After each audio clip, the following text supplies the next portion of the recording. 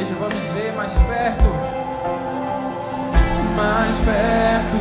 do monte, mais perto da face, me espanto com o peso da... Eu creio que esse peso vai cair hoje, nessa noite, mais perto da glória, mais perto, aleluia, da morte, o medo quer me parar. vamos, diga, então me tira o medo que me faz de ser Moisés, chuva em meu lugar, me faz entender que a Tempestade é você, chuva forte é você, vento forte é você, e o que me faz tremer as pernas, a porta aberta é você, mas a fechada é você, é tudo sobre é tudo sobre ele. Vamos dizer mais perto do monte, mais perto da face, me espanto com o peso da glória, mais perto da glória, mais perto da morte, o medo quer me parar, então me tira o medo que me faz de ser Moisés, chuva em meu lugar, me faz entender que a tempestade é você, chuva forte é você, é você, Jesus, é você, Jesus.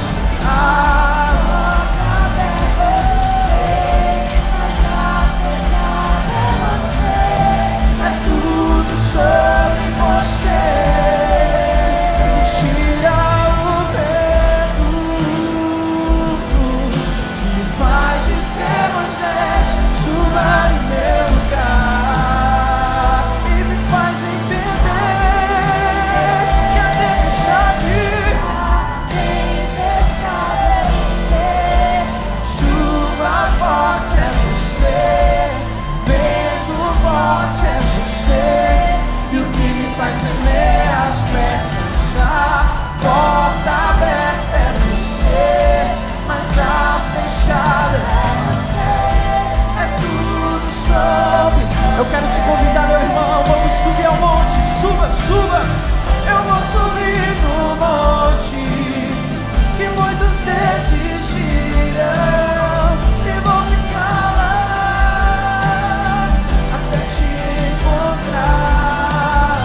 Eu vou entrar na casa e vou fazer morada, vou ficar lá. Eu vou subir no monte, que muitos desistirão,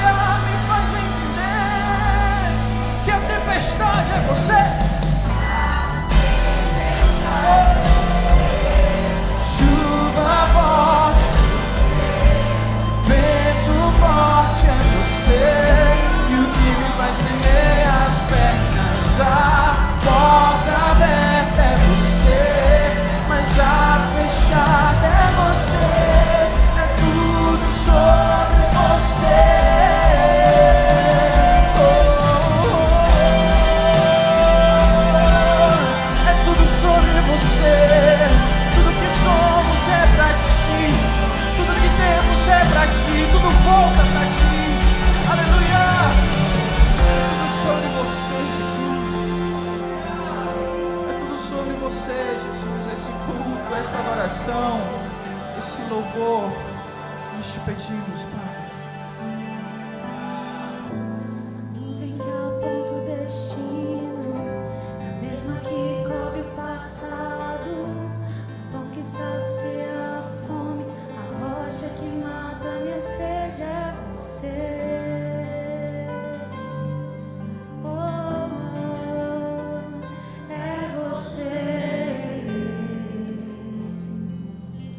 Jesus, o Senhor continua sendo a rocha sobre a qual a tua igreja tem sido edificada ao longo de todos esses anos. O Senhor é digno de louvor, é digno de adoração. Nós reconhecemos, Jesus, que o Senhor é o primeiro lugar, o Senhor é o motivo de todas as coisas, Jesus.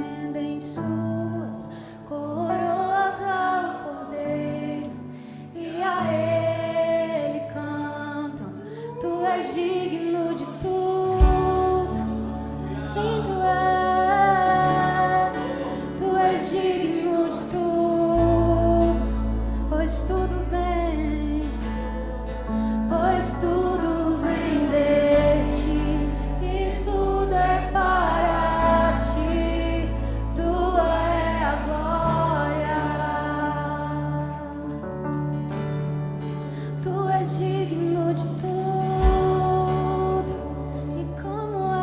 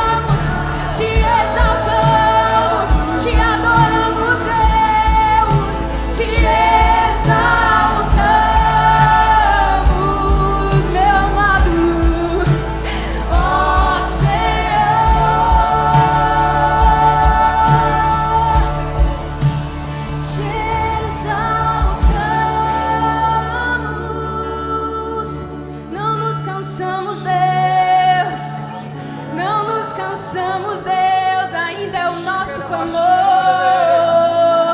Nosso coração ainda queima por ti.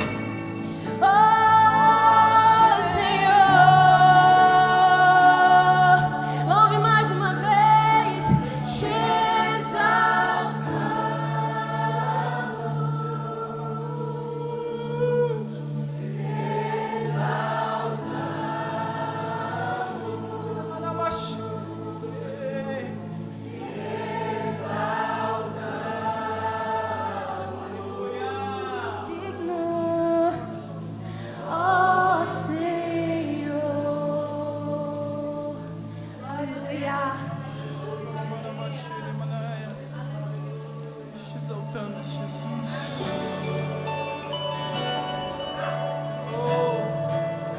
Te contemplamos, Jesus, na beleza da tua santidade, nós dizemos, te exaltamos. Aleluia! Grande é o nosso Senhor, vestido de todo resplendor, que reina poderoso no trono. Tudo que ele faz é tão maravilhoso. A terra estremece ao som da voz que brada como um trovão. Seus cabelos são mais altos que a lã, e em seus olhos eu vejo fogo. Santo, Santo, vestido de glória Ele está. Nós somos coroa da criação do Pai. Brilhamos mais que o sol ao meio-dia, ao te contemplar.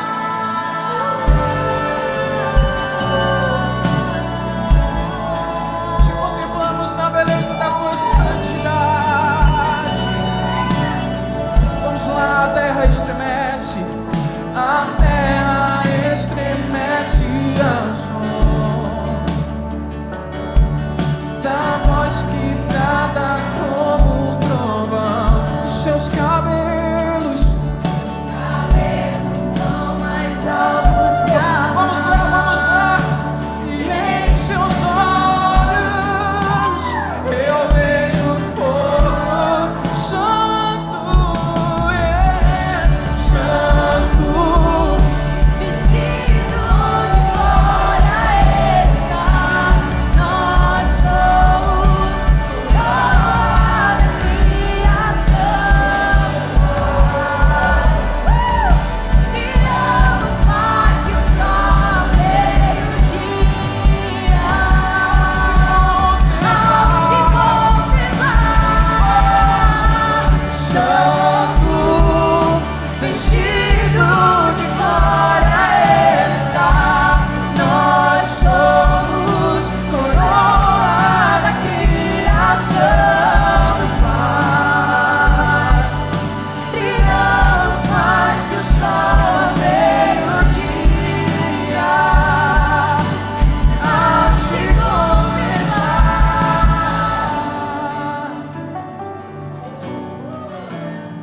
Oh, Shamadai. 24 anciãos, 24 anciãos se prostram aos teus pés e lançam suas coroas ao te contemplar.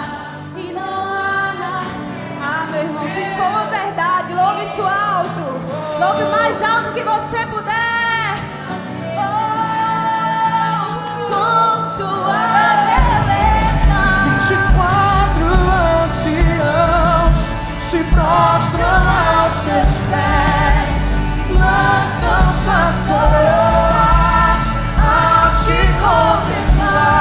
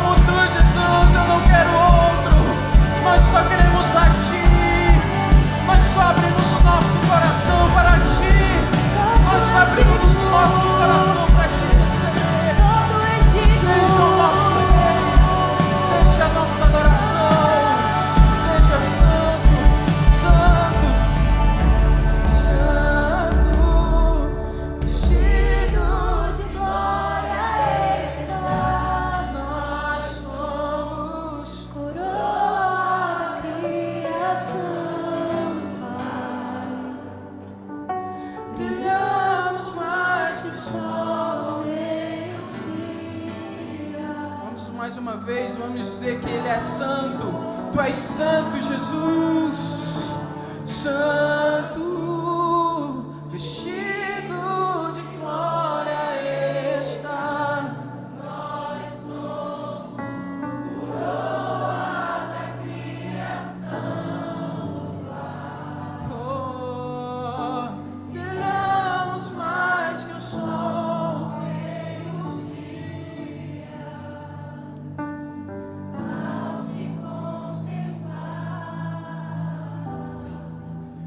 Querido, vamos dizer essa canção que diz: não quero outro além de ti.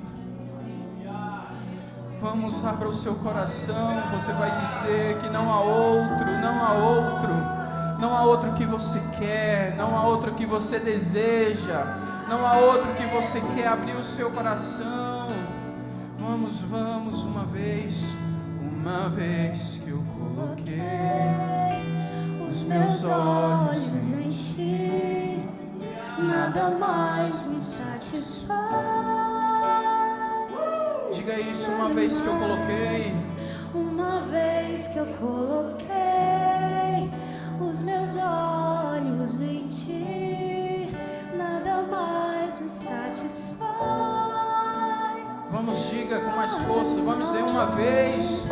Uma vez que eu coloquei os meus olhos em ti, nada mais me satisfaz.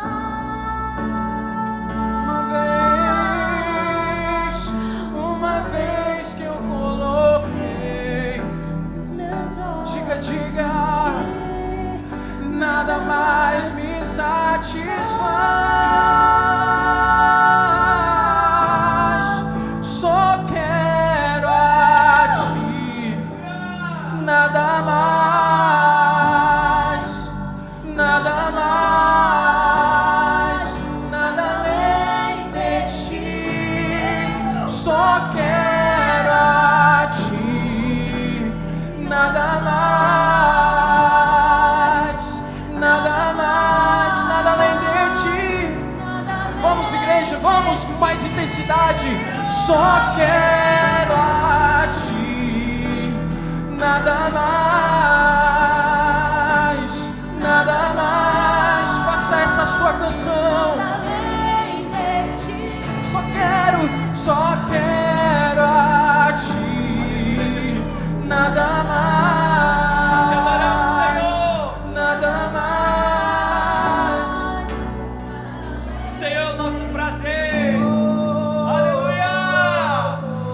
Sabe, queridos, nós nos tornamos parecidos com aquilo que nós contemplamos. Os seus olhos têm contemplado quem? Os seus joelhos têm se dobrado diante de quem? As suas lágrimas estão sendo derramadas aos pés de quem? É quando contemplamos o Senhor, é que nos tornamos parecidos com Ele. Certa vez Felipe perguntou: Senhor, mostra-nos o Pai. Jesus falou: olha, há tanto tempo eu estou com você. Aquele que vê a mim, vê o Pai. É em Cristo que o Pai se revela. Olhe para o Senhor, olhe para Jesus. Não olhe para as circunstâncias, não olhe para os teus problemas. Olhe para o Senhor, não olhe para a tua conta, não olhe para as dificuldades. Olha para Jesus e deixa o Pai se revelar a ti. Esse dia o Senhor marcou para que você entenda: ei, filho, você só precisa me contemplar. Só queremos a ti, só queremos a ti, Jesus. O Senhor é o nosso prazer, a nossa satisfação. Os nossos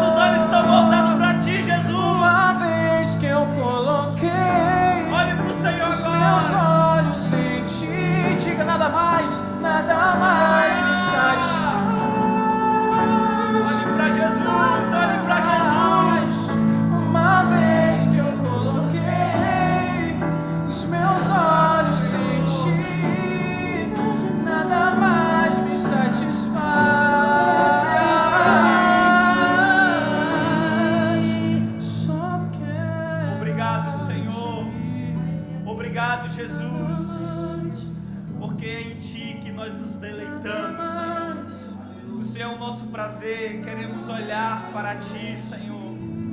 Muito obrigado. Se você crê que o Senhor está se revelando a você, aplauda Ele bem forte. Aleluia! Glória a Deus! Aleluia!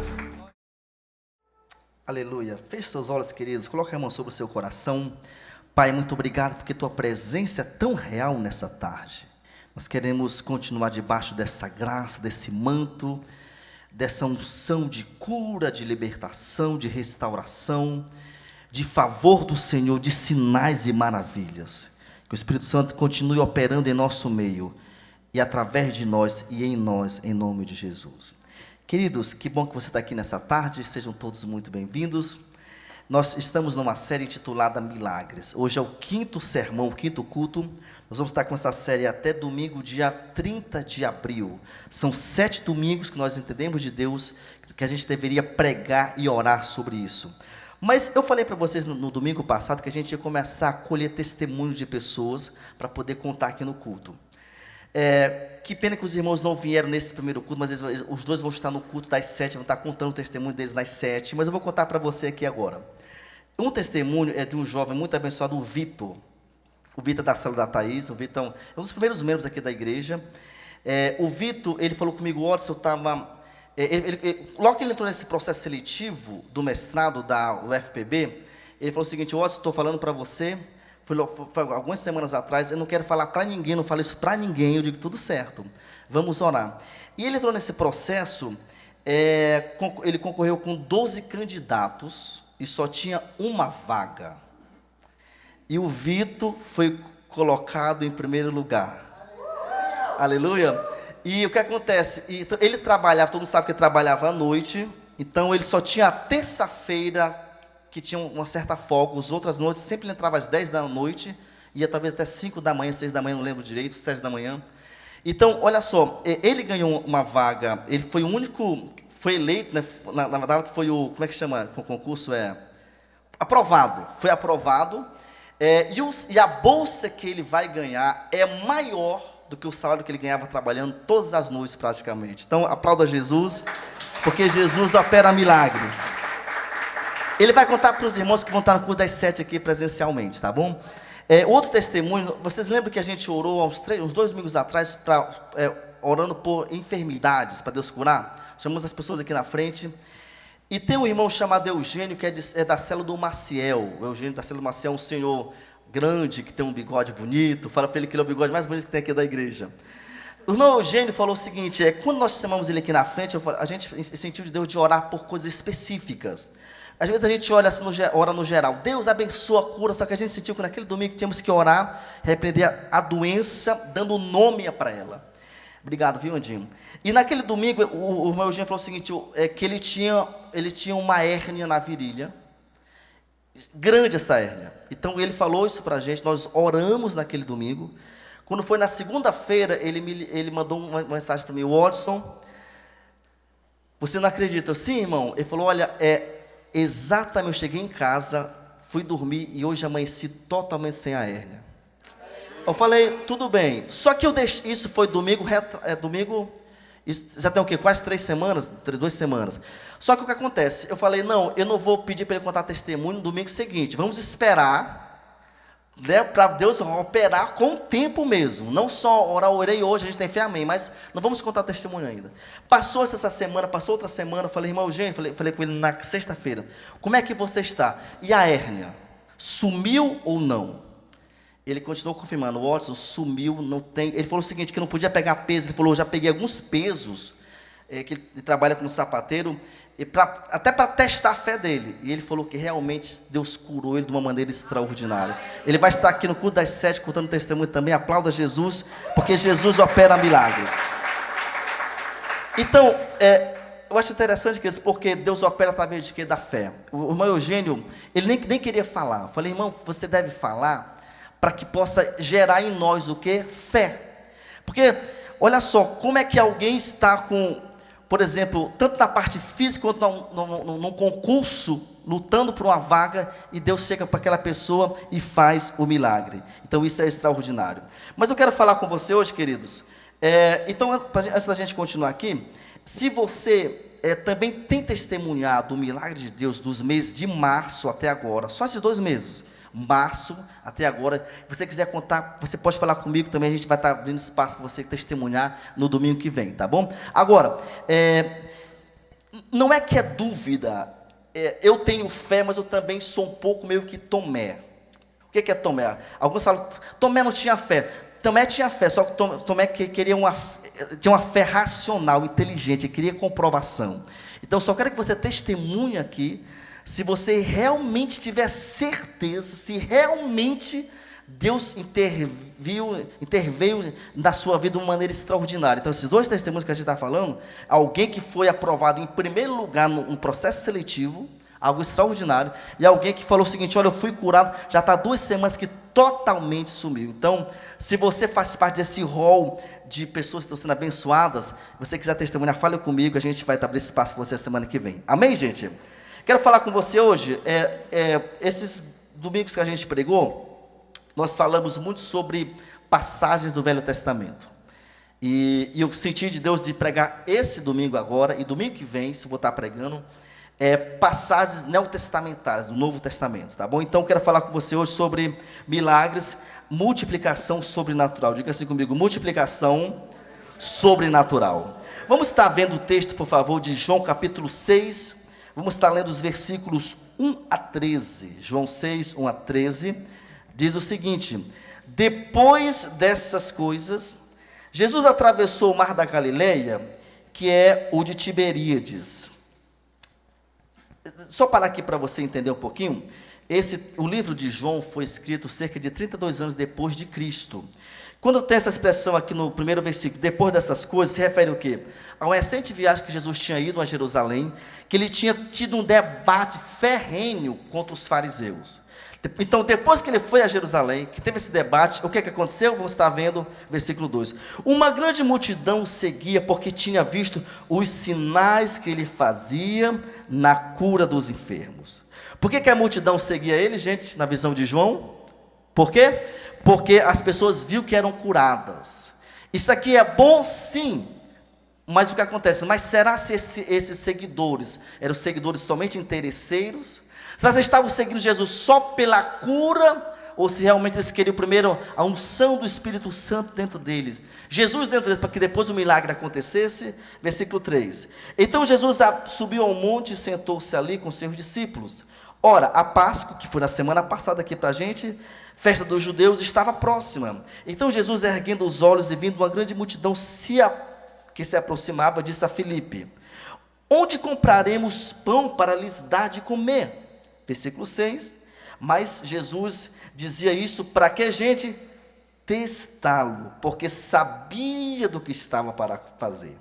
Versículo 7, Filipe respondeu: nem mesmo 200 denários de pão seria suficiente para que cada um recebesse um pedaço de pão. Não é nem um pão inteiro, viu, gente? É só um pequeno lanche, só para não morrer de fome. Versículo 8, um dos discípulos chamado André disse, irmão de Simão Pedro, disse a Jesus: aqui está um menino que tem 5 pães de cevada e 2 peixinhos. Mas o que é isso para tanta gente? Jesus disse: façam com que todos se sentem no chão. Havia muita relva naquele lugar, muito capim, uma vegetação boa para poder se sentar. Assim os homens se assentaram e eram quase 5.000. Então Jesus pegou os pães e, tendo dado graça, distribuiu entre eles, e igualmente os peixes, tanto quanto queriam. Isto é, comeram quanto quiseram. Versículo 12. E quando já estavam satisfeitos, Jesus disse aos seus discípulos: recolham os pedaços que sobraram, para que nada se perca. Assim, pois, o fizeram e encheram 12 cestos de pedaços dos 5 pães de cevada que sobravam, e depois que todos tinham comido. Gente, Esse milagre aqui da multiplicação dos pães é um dos efeitos mais extraordinários da Bíblia. Não sei se você sabe, esse aqui é o único milagre que foi registrado nos 4 evangelhos. O que são os 4 evangelhos? Mateus, Marcos, Lucas e João. Os evangelhos, às vezes, alguns milagres, 2 deles citam, os outros 2 não citam, às vezes 3 citam e 1 não cita. Esse aqui é o único milagre que os 4 evangelistas resolveram relatar. Então, para você perceber o efeito desse milagre aqui. Agora, uma coisa também interessante, é que, por exemplo, Mateus, quando Mateus vai falar sobre essa passagem, a gente não vai estar lendo aqui, você pode copiar agora, Mateus capítulo 14, dos versículos 13 a 21, Mateus vai falar que Jesus curou os enfermos no monte. É por isso que, quando a gente estuda os evangelhos, é segundo Mateus, ou segundo, quer dizer, de acordo com o entendimento, com a visão de Marcos, segundo a leitura, a observação de Lucas, e assim sucessivamente. Então, quando Mateus vai ressaltar esse texto, ele vai falar o seguinte: Jesus curou os enfermos. Quando Marcos fala sobre esse milagre, no capítulo 6, dos versículos 30 a 44, ele vai narrar que Jesus ensinou as pessoas. Observe, é como se fosse um episódio só, e temos 4 pessoas olhando o mestre. Depois que anos se passam, cada um vai contar a história de acordo com o que achou interessante. Quem está comigo aqui? Ok? Quando Lucas vai falar, no capítulo 9, dos versículos 10 a 17, ele vai falar o seguinte: Jesus teve compaixão daquela gente. Observe, cada um dos evangelistas ressaltando o que achou interessante naquele processo do milagre. Agora, para você entender também, antes da gente continuar, houve 2 multiplicações de pães. Vou falar aqui da primeira. A segunda multiplicação de pães, a primeira é conhecida como a multiplicação dos 5 pães e 2 peixinhos, que essa multiplicação atendeu a quase 5.000 homens. Tá bom? Lá na frente, porque eu vou falar um pouquinho, mas um grande expositor bíblico chamado D.A. Carson, ele fala que possivelmente nós tínhamos aqui 20.000 pessoas aqui, porque a Bíblia fala que é só homens, sem contar crianças e mulheres.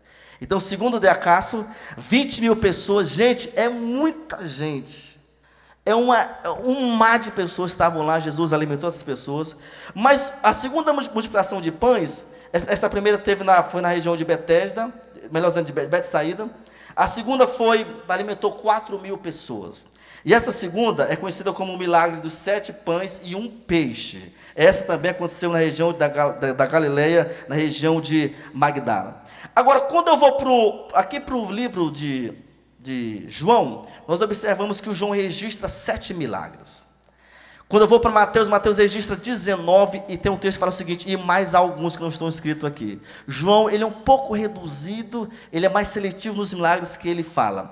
Ele vai falar, por exemplo, sobre que Jesus transformou água em vinho. O Andinho pregou sobre isso de uma maneira extraordinária há uns 2, 3 domingos atrás.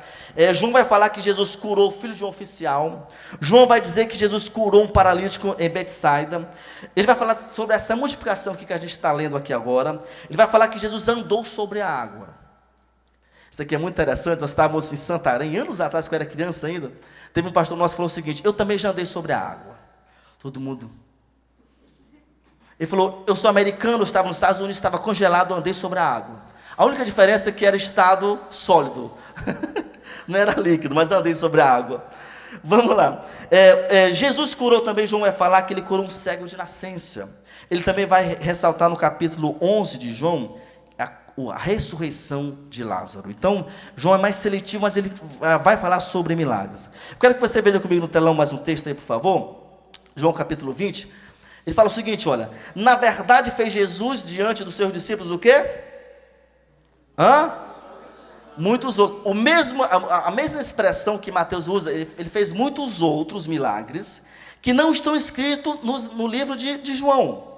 Estes, porém, foram registrados para quê, gente?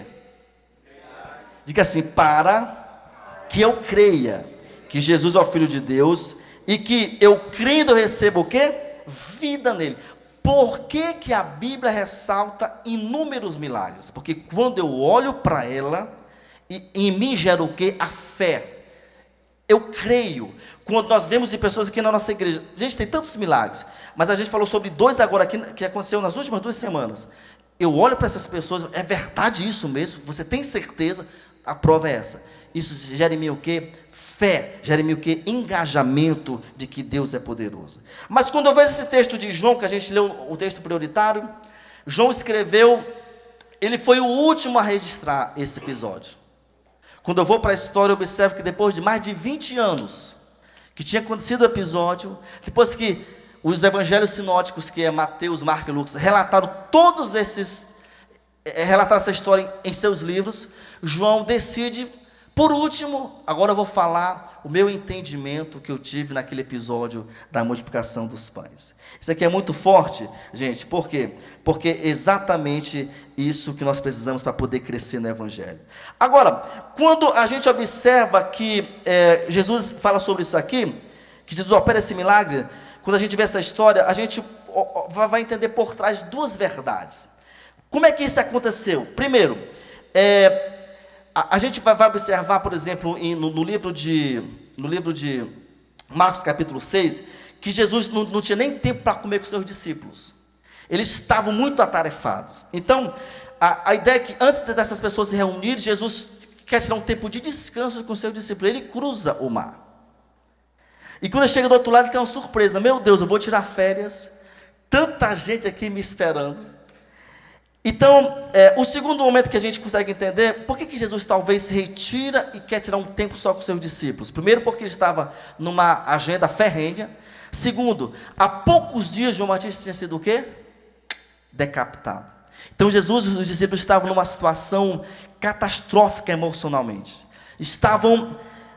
Não vou dizer Jesus especificamente, os discípulos estavam abalados. O grande mestre, que tinha vindo como precursor, foi assassinado agora pelo o rei da Galileia. Então eles estavam diante desse caos emocional aqui. Agora, observe que o texto vai falar de dois símbolos do cristianismo hoje. O primeiro é o peixe. O que é o peixe? O peixe é um símbolo do cristianismo, como também o pão. Por exemplo, naqueles tempos, era muito comum os cristãos começarem a ser perseguidos por Roma, perseguidos por Herodes. Então, eles, para não serem pegos, eles faziam desenhos de peixe em alguns locais, que é um tipo de comunicação dele. Por exemplo, até hoje isso acontece. Como que acontece hoje, Watson? Quando você vê de maneira errônea um prédio público ou privado todo pinchado, quem pichou, geralmente, quem faz parte daquela tribo, entende o que o cara está falando, como também, geralmente, o rival entende o que está escrito lá. Então, é um tipo de comunicação entre as pessoas que fazem parte daquela tribo. Trazendo para essa questão aqui também, os peixes desenhados nos muros, no chão, tudo, era um simbolismo de que se comunicavam entre eles para que o governo pudesse perseguir e massacrar aquela gente. Então, o peixe é um simbolismo de quê? Do cristianismo. Da mesma forma, o pão. Se a gente for ler, por exemplo, o versículo 41 desse livro que de João 6, que a gente leu agora, Jesus vai falar o seguinte: eu sou o quê? O pão da vida. Então, tanto o peixe quanto o pão são simbolismo de quê? Do evangelho, de coisas comuns do evangelho que aconteceram no tempo de Jesus. Então, isso é algo muito, muito interessante. Queridos, nós somos exatamente uma representatividade de quê? Desse pão vivo que desceu do céu. Jesus multiplicou em nós. Nós somos o que? Pães. Diga assim: eu sou pão, porque eu alimento a sociedade com o evangelho. Agora, quando a gente começa a ver um pouquinho em relação à história, a gente observa que os arqueólogos israelenses, alguns, encontraram nos arredores do Mar da Galileia, gente, exatamente também a gente conhece como o Mar de Tiberíades, restos de Betsaida, dessa cidade. Quando você vai a Israel, muita coisa está por cima, não é isso, Andresa? Muita coisa estava embaixo, então você tem que escavar para poder chegar onde era realmente o local daquela cidade. Então, eles já encontraram, alguns arqueólogos, restos de Betsaida, era exatamente essa região que morava Pedro, que morava André, que morava, por exemplo, também Filipes, morava nessa região aqui. Agora, uma curiosidade para você, o Mar de Tiberíades, veja aqui no telão para mim qual é a largura e também a distância dele. o mar tem 11,3 quilômetros, ou seja, 11 quilômetros e 300 metros, e o seu comprimento tem 21 quilômetros. Geralmente esse mar, ele é calmo. Mas nesse dia, essa semana eu estava acompanhando um amigo meu chamado Marcílio, da nossa igreja de São Paulo. Ele é ele é sócio de uma empresa que faz turismo para Israel. Ele estava mostrando essa semana muito emocionado nos stories dele, porque ele falou: já vi Israel tantas vezes, sempre o mar está quieto. E nessa semana o mar estava revolto, muitos ventos, mar alto, batendo águas fortes. Falou: exatamente aconteceu com Jesus isso há 2000 anos atrás. Então o mar tem essa dimensão aí. Mas ainda voltando para o texto, queridos, a gente começa a observar, Mateus, por exemplo, 14, vai falar o seguinte, que Jesus viu a grande multidão e compadeceu-se dela e curou os enfermos. Então Jesus olha para aquela multidão faminta, se compadece e ele faz o quê? E ele cura. Agora, para que você entenda, eu quero que você comece a embarcar comigo agora em alguns pontos interessantes. Primeiro ponto dessa mensagem, diga assim comigo: há uma necessidade a ser suprida. É interessante que o Warren Wiersbe, ele fala o seguinte, que com respeito a essa multiplicação que a gente está relatando aqui, existiram pelo menos 4 possibilidades de resolução. Primeira possibilidade é o seguinte, é que logo em Marcos 6,35, o discípulo fala o seguinte: Jesus, manda o pessoal embora, tem muita gente, manda embora, está escurecendo, manda embora. Essa é a primeira solução, ok? Não deixar o pessoal lá, vai para casa porque a gente não tem como resolver nada. Mas a segunda solução, que ele diz Warren, ele fala o seguinte, que Filipe vem com essa solução. Qual é a solução? Olha, Jesus, nós não temos dinheiro para comprar todos os pães para alimentar 20 mil pessoas. Terceira solução veio por André. O que André falou? Jesus, olha, tudo bem, não tem comida aqui não, mas tem um garotinho que possivelmente ele trouxe o lanche dele. Aquele garotinho era o lanche dele, possivelmente, uma possibilidade. Então esse garotinho, ele tem 5 pães de cevada, ok? Só para adiantar aqui, cevada, gente, observe, não é trigo. Cevada era um tipo de produto de segunda categoria. Só comia pão de cevada pobres, que não tinha dinheiro, pobres, ou então era feito pão de cevada para os animais. Então, pobres animais comiam cevada, os ricos comiam coisa de trigo, só para você entender aqui. Então, aquele garotinho não tinha como condições de comer um pão de uma massa boa. Mas a quarta solução foi feita por Jesus. Ele falou o seguinte: olha, sentem que a gente vai resolver esse problema aí. Agora, gente, para a gente poder entrar nessa história aqui, observe comigo. Muitas vezes é muito fácil para a gente embarcar diante de uma situação e fugir dela para resolver. Observe que os discípulos, Jesus, manda embora. Manda embora. Não vamos ficar com esse problema, porque não tem solução. Muitas vezes a gente tem esse entendimento aí. Agora, observe comigo que o texto relata que esse episódio foi próximo à Páscoa. E aí, gente, interessante porque exatamente nesse processo que Jesus estava inserido no processo de festejo na nação de Israel. Agora, eu também consigo enxergar o seguinte, que os milagres de Jesus, eles eram pedagógicos. Tudo que Jesus fazia, ele tinha por trás como pano de fundo o quê? Nos instruir, nos ensinar, nos demonstrar, mostrar para nós o quê? Que nós temos que crescer na fé. Agora, diga assim comigo: Jesus é o milagre que eu preciso. Fala assim: Jesus é o milagre que a minha família precisa. Jesus era o milagre que aquele pessoal precisava. Aquele pessoal não precisava, gente, de pães em si. O pão era o que? Era uma consequência de que Jesus estava no local. Quando Jesus está comigo, nós temos a provisão que a gente tanto precisa.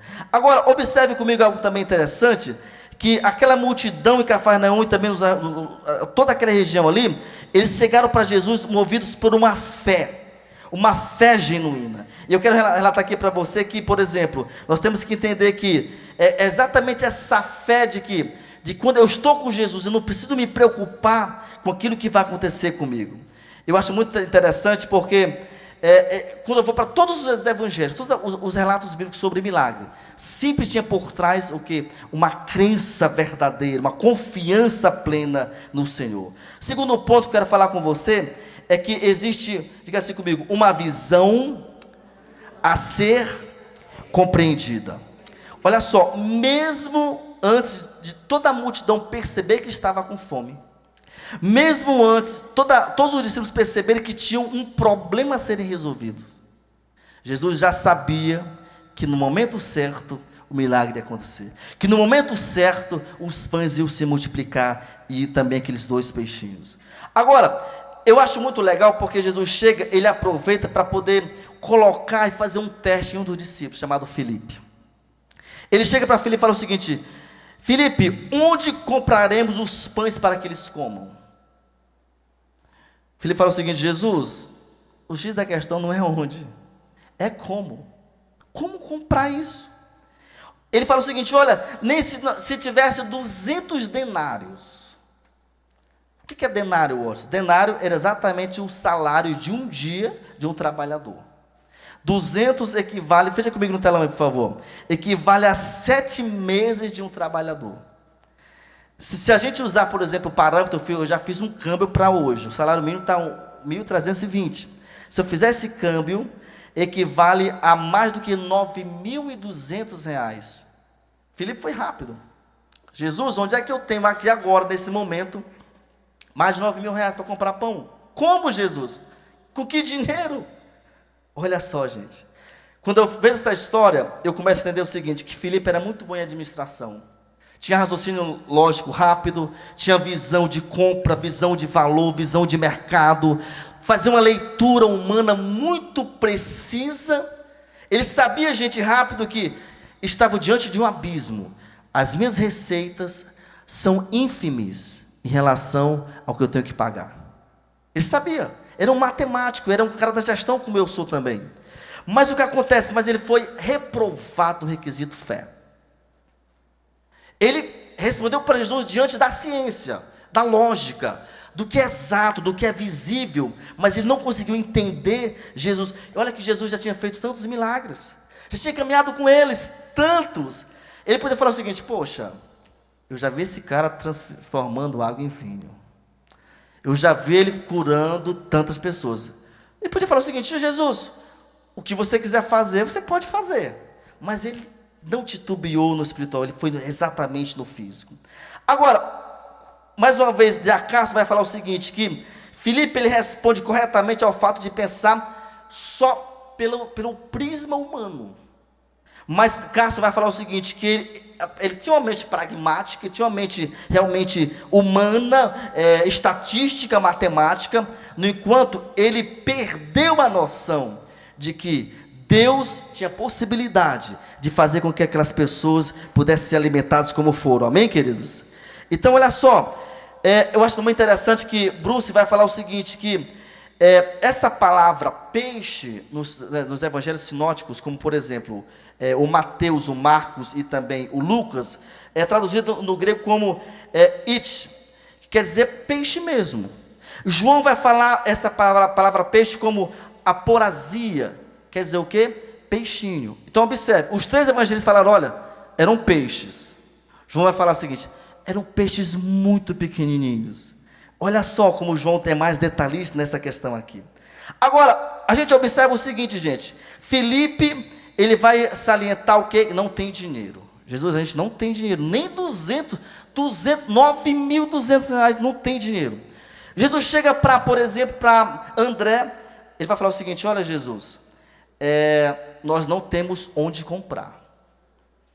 Um fala, não tenho dinheiro, o outro, mesmo se tivesse dinheiro, não tem fornecedor no mercado capaz de suprir a minha demanda. Não tem, Jesus. Olha só eles. Gente, por outro lado, por exemplo, a gente observa que nenhum dos dois conseguiu entender com discernimento a resolução daquele problema. E aí, o que eu aprendo com isso aqui? Quando eu começo a olhar para os problemas que eu tenho passando na vida, eu perco o quê? A noção do espiritual.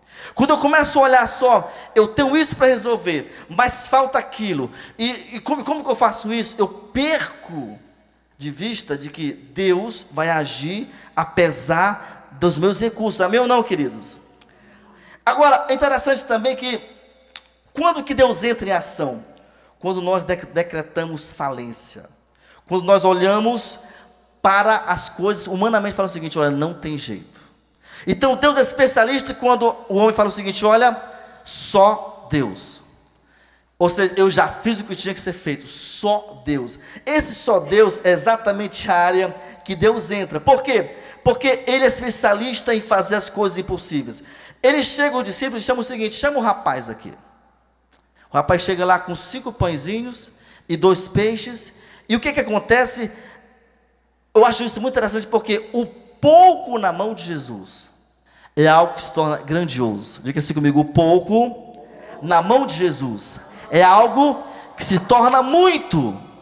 Olha só, aqueles pequenos pães e peixes, a Bíblia diz que alimentaram 5.000 pessoas. Eu acho muito legal o comentário de Charles Sindo. Ele fala o seguinte, que, veja comigo no telão, ele diz que Deus não nos chama para prover sua obra. Ele continua: essa é a responsabilidade dele. Deus nos chama para quê? Para colocarmos nas suas mãos o quê? O que nós temos, ainda que sejam, vamos usar o texto bíblico agora, 5 pães e 2 peixinhos. Ou seja, o que eu tenho na mão? Deus, eu tenho só um pouco de fé. Deposita isso. O que eu tenho na mão? Um pouco de esperança. Deposita isso. O que eu tenho na mão? Coloca o que você tem nas mãos de Deus. E Ele é especialista para poder o quê? Maximizar o que você tem. Amém, queridos? Terceiro ponto. Diga assim comigo: organização. Fala com fé agora. Organização é necessário. Jesus chega e fala o seguinte: olha, vamos começar a operar o milagre. Mas o que acontece? Peça para todo mundo sentar. Senta todo mundo. No campo, na relva, talvez no capinzal, na grama. Senta todo mundo. E sabe o que acontece? Depois que todo mundo sentou, a Bíblia fala que Jesus agradece e ele dá para os discípulos: olha, começa a distribuir o pão e os peixes para as pessoas. E depois todo mundo começou o quê? Um comia, voltava o cesto, tinha mais pão. Ué, vindo agora não tinha nada. Distribui mais. E aquilo foi o quê? Se multiplicando. Mas foi necessário o quê, gente? Organização, sentar para organizar. A gente tem falado que muitas vezes nós temos muitas demandas na vida. Às vezes demanda financeira, às vezes demanda familiar, às vezes demanda estudantil. Então sabe o que acontece? Como é que eu resolvo essas demandas? Humanamente falando, organização. Se alguém deve muito, como é que eu vou resolver isso? Organizando. Se eu, por exemplo, se eu tenho que fazer uma prova, eu também sou estudante, eu também estudo. Se eu tenho que fazer uma prova, amanhã eu tenho que fazer a prova inclusive, eu tenho que fazer o que hoje? Ou então amanhã antes da prova, estudar. Me organizo, faço a minha parte, para quê? Para que eu possa fazer o processo. Então diga assim comigo: organização é importante para o milagre. Se não fosse, Jesus não tinha falado isso aqui, gente.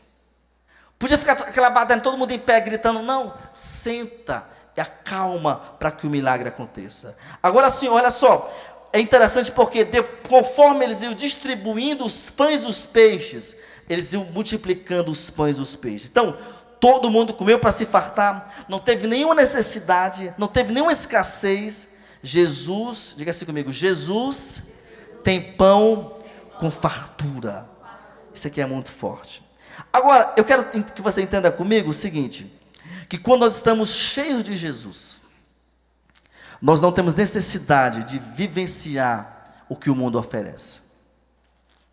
Por exemplo, quando eu me alimento de Jesus, ou seja, quando eu tiro o tempo de oração, de leitura da palavra, de jejum, quando eu entro nesse mundo espiritual, eu me satisfaço espiritualmente falando. Eu não tenho nenhum libido, nenhuma vontade de comer os pães que o diabo oferece. Que está comigo aqui? Amém? Por quê? Porque Jesus, Ele vem para me fartar. Ele vem para me dar o quê? Abundância. Agora, eu acho muito legal também, porque, gente, o texto vai falar que as pessoas ficaram o quê? Extremamente satisfeitas. Jesus alimentou aquelas pessoas da mesma forma que Ele alimentou anos atrás, lá no deserto, que eu falei domingo passado, no Maná. Jesus, Ele, por exemplo, Ele multiplicou esses pães, da mesma forma que Ele multiplicou o azeite da viúva, lá de 2 Reis, capítulo 8. Jesus transformou água em vinho. Da mesma forma, ele transformou aquela água em vinho, ele também multiplicou e transformou aqueles poucos pães e poucos peixes em algo extraordinário. Então diga assim comigo: Jesus opera milagres continuamente. Ponto 4, diga assim: somos cooperadores de Cristo. Eu acho muito legal porque o milagre da multiplicação tipo assim, é a economia de Cristo, é a parte de Cristo. Agora, o distribuir os pães e os peixes é de quem, gente? Dos homens. Então observa, Jesus multiplica quantitativamente, mas ele fala o seguinte: olha, discípulos, distribuam, alimenta as pessoas. Diga assim: eu sou cooperador de Cristo.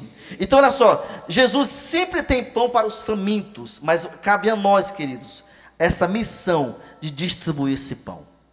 Então Jesus, ele veio nesse mundo para quê?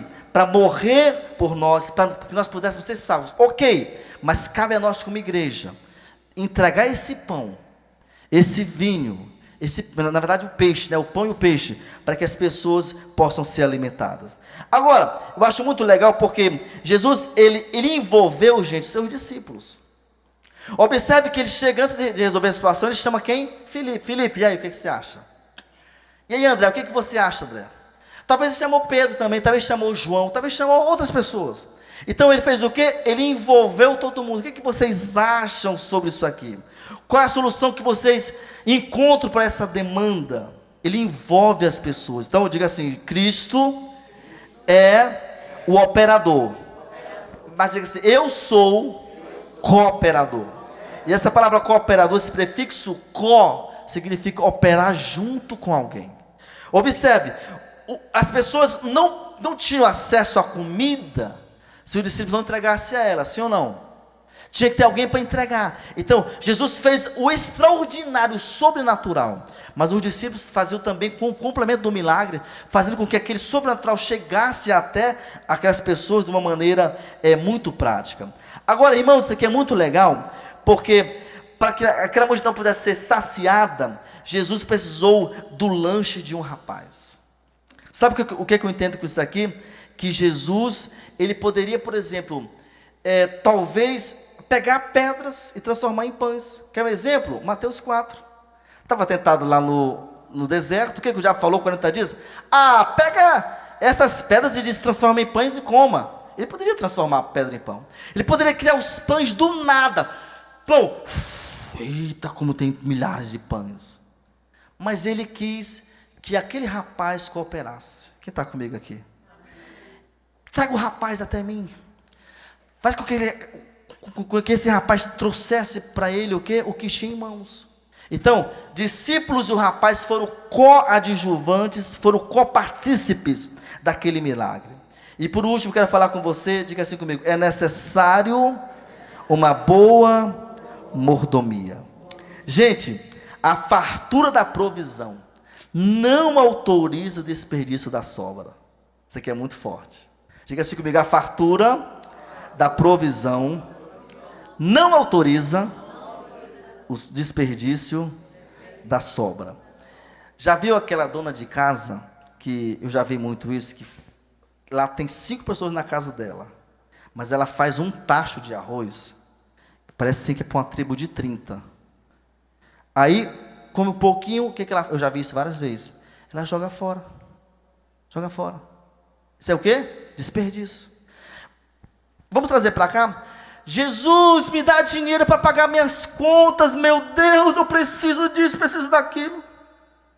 Aí você deixa na sua casa todas as lâmpadas ligadas. Isso é o quê? Desperdício. Eu ligo o ar e deixo a porta aberta. Desperdício. Enfim, observe que a gente vai fazendo tantas coisas. Eu quero um milagre, eu peço um milagre, mas eu fico o quê? Desperdiçando as coisas. E Jesus fala o seguinte: não é assim. Eu acho muito legal o que William Hendricks falou o seguinte, que veja comigo no telão, os recursos infinitos não são uma desculpa para o desperdício. Ele fala, o desperdício, segundo ele, é pecado. Jesus não fala que é pecado aplicado no texto, mas fica implícito que pelo menos é um princípio de mordomia. Deus me abençoa, o teu milagre financeiro, o teu milagre de saúde, o teu milagre, por exemplo, uma família feliz, o teu milagre de uma igreja abençoada, amizades boas, mas eu tenho que ter cuidado para me não desperdiçar. Agora, mas o Watson, o que é que eu posso desperdiçar? Que recurso? Vamos dar uns exemplos aqui agora? Por exemplo, o seu tempo. Esse aqui é um dos principais recursos. Quando eu jogo o tempo fora, eu já vi tanta gente adulta que fala o seguinte para mim: se eu fosse mais novo. Já viu uma pessoa assim? Eu fiz tanta besteira, eu fiz tanta coisa, quer dizer, vai chorar o tempo que já era. Qual recurso que eu tenho que ter uma mordomia boa, que eu possa ter milagres? Por exemplo, a minha família. Nós sempre falamos aqui na igreja, nós orientamos: tira tempo com a sua família. Tira tempo com a sua família. Não vou falar aqui para ninguém, eu não conheço alguns muito de perto, mas você tem que tirar tempo com a sua família. Um dos principais recursos que você tem. Por exemplo, qual é o recurso que Deus te deu que você tem que ter uma mordomia muito legal? Os amigos que te amam. Eu já falei para vocês aqui que tem agências no Japão disponíveis para contratar. Eu sou um sujeito, estou lá no Japão, por exemplo, não tenho amigos e vou para uma festa da minha empresa. O que eu faço? Eu vou lá, eu posso contratar um rapaz ou uma moça, e vou lá na agência, pago um valor, e aquela pessoa vai como se fosse o meu amigo, ou minha namorada, ou meu, sei lá o que for, e fica lá comigo na festa toda, e todo mundo fala: que legal. As pessoas pagam para ter amigos, e você tem muitos amigos, amém ou não, gente? Qual é o recurso que você tem hoje que Deus te deu? Uma igreja. Igreja? Cidadão, exatamente igreja. Tem países aí islâmicos que as pessoas fazem cultos dentro de van, entra na van e fica rodando na cidade, e o culto rolando, porque se sonharem que é um culto evangélico, morre. Qual é o recurso que Deus te deu, por exemplo? Instituições de ensino. Tem gente que critica a faculdade que faz, critica a escola, escola fraca, o governo, escola fraca do governo. Meu Deus, eu comecei a estudar com 11 anos de idade, até 10 anos não estudava nada, moro no meio do mato no Pará. Só sabe o que é uma instituição, mesmo sendo fraca como for. Quem não tem, quem está comigo aqui, gente. O recurso que Deus te deu, habilidades. O que você tem habilidades? Está jogando fora, está fazendo uma boa mordomia dela? Está administrando bem essa habilidade? Outro recurso que Deus te deu, sabedoria. Todo mundo aqui é sábio. Alguém já falou, um filósofo anônimo, que disse que todo homem que eu vejo diante de mim é mais sábio do que eu em alguma coisa. Todo mundo é mais sábio. Todos vocês sabem mais do que eu em muitas coisas. Então, isso é um recurso que Deus nos deu. Diga-se comigo: a chave dos céus. Isso é um recurso. O que é a chave do céu? Diga-se comigo: oração. Quando eu vou para Mateus 18, copia que não está no texto aí. Mateus 18, fala o seguinte: aquilo que vocês ligarem na terra é ligado no céu. E aquilo que vocês desligarem aqui é desligado no céu. Então eu tenho uma chave, gente, milagrosa, que quando eu ligo ela, eu ligo no céu os milagres. Quando eu desligo ela, eu desligo as influências diabólicas no mundo celestial. E diga assim: eu tenho um recurso chamado oração. Isso aqui é muito forte. Agora, quando eu vejo esse texto aqui, a multidão comeu até se fartar, irmãos. Isso comprova porque Cristo falou o seguinte: olha, não deixem desperdiçar nada. E aí o texto relata que eles escolheram 12 cestos. Quantos cestos? 12. Jesus tinha quantos discípulos? O texto não fala, mas eu conjecturo que cada um cesto, Jesus falou o seguinte: Pedro, é teu. Tiago, leva para tua casa. Felipe, para tua casa. André, Bartolomeu, Mateus, vai levando. Possivelmente cada cesto desse aqui, Jesus falou o seguinte: olha, eu operei um milagre para todos eles, vocês agora têm suprimentos para a semana toda, em nome de Jesus. Diga assim: meu Deus é extraordinário. Agora, gente, em relação, por exemplo, à mordomia, vamos levar só para o contexto alimentício. Hoje no mundo, nós temos quase 8 bilhões de pessoas. Diga assim comigo, 8 bilhões. E olha só, mais de 1 bilhão dessas pessoas, elas vão dormir todos os dias com seu estômago roncando de fome, porque não tem comida. Então, o que falta muitas vezes no mundo, literalmente falando, não é pão, é compaixão. Vamos levar para o espiritual? Tantas pessoas estão, a gente está falando sobre multiplicação aqui, tantas pessoas estão hoje no mundo morrendo sem Jesus, sem esperança, sem solução, sem certeza de uma vida melhor no futuro, e nós estamos aqui muitas vezes com nossa barriguinha cheinha, aleluia, estou com a esposa do lado, o marido, para quem é jovem, sou jovem, sou bonito ou bonita, vai chegar no momento certo, está tudo legal, estou estudando, nós não estamos com compaixão das pessoas. A Bíblia diz que Jesus teve compaixão daquelas pessoas. Agora, o que nós devemos fazer então, queridos, para a gente finalizar? Nós devemos pedir compaixão de Jesus, ter misericórdia de nós. E me ajude a ter misericórdia das pessoas que precisam do Senhor. Então nós podemos, meus irmãos, de alguma forma levar o poder da multiplicação para as pessoas que precisam da gente. Por quê? Porque Jesus continua operando milagres, sim ou não? Sim ou não, gente? Veja o texto comigo no telão, olha só o que o autor de Hebreus fala. Jesus Cristo é o mesmo que? Ontem, e hoje, e o mesmo será para sempre. Ele operou há 2.000 anos atrás uma multiplicação extraordinária. Diga assim comigo, meu Deus é poderoso para multiplicar a minha vida nesses dias, em nome de Jesus. Eu quero que você fique em pé agora, por favor. Nós vamos estar orando agora, nós vamos estar tomando posse que nosso Deus é um Deus que opera milagres, curas, bênçãos materiais, mas sobretudo Ele é um Deus salvífico. Ele é um Deus que vem nessa tarde para nos salvar e dar sobre nós um ar de esperança em nome de Jesus. Eu quero que você ore. Eu não sei qual é a área que você precisa de uma multiplicação de Deus. Eu quero que você ore. Hoje a gente vai ser genérico hoje. Eu quero que você sinta-se como se você estivesse só agora no seu quarto com Deus. Talvez o seu tempo a sós com Deus. Você pode falar assim, Pai, nessa área, você pode dar o nome da situação que você tem um desafio muito grande. Eu preciso da multiplicação, da intervenção, do milagre do Senhor. Talvez você vai orar sobre questões emocionais. Talvez você vai orar por questões sentimentais. Deus, essa área eu preciso que o Senhor possa intervir por mim. Talvez você vai orar por questões materiais mesmo. Talvez pelo seu filho, pela sua esposa, pelo seu marido. Eu não sei qual é a área. Talvez pelo seu ministério. Mas você fala, Deus, eu quero que o Senhor possa entrar na minha vida, nessa situação. Você vai dar o nome para essa situação. E você fala, Deus, eu declaro que eu já tenho a intervenção do alto, em nome de Jesus. Eu quero que você dê as mãos para quem está do seu lado, por favor. Vamos exercitar aqui agora Mateus 18:18. Deus, nós ligamos nessa tarde um ambiente de curas e milagres, de sinais e de prodígios.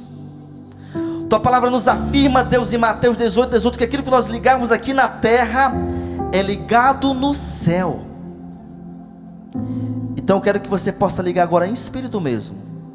Liga agora o que você precisa. Fala para Ele, fala na sua mente. Talvez você pode falar baixo. Entre você e Deus. Liga agora. Liga agora o seu milagre. Liga agora a intervenção de Deus. Ligue com fé, com certeza, com confiança. Nós temos a chave do milagre em nossas mãos nessa tarde.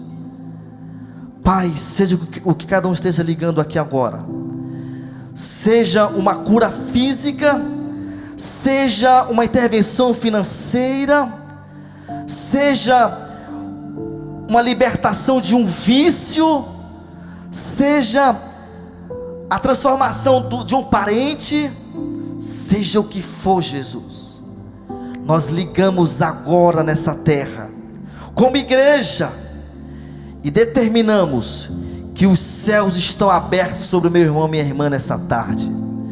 Eu declaro sobre você, meu irmão, minha irmã, o milagre de Deus.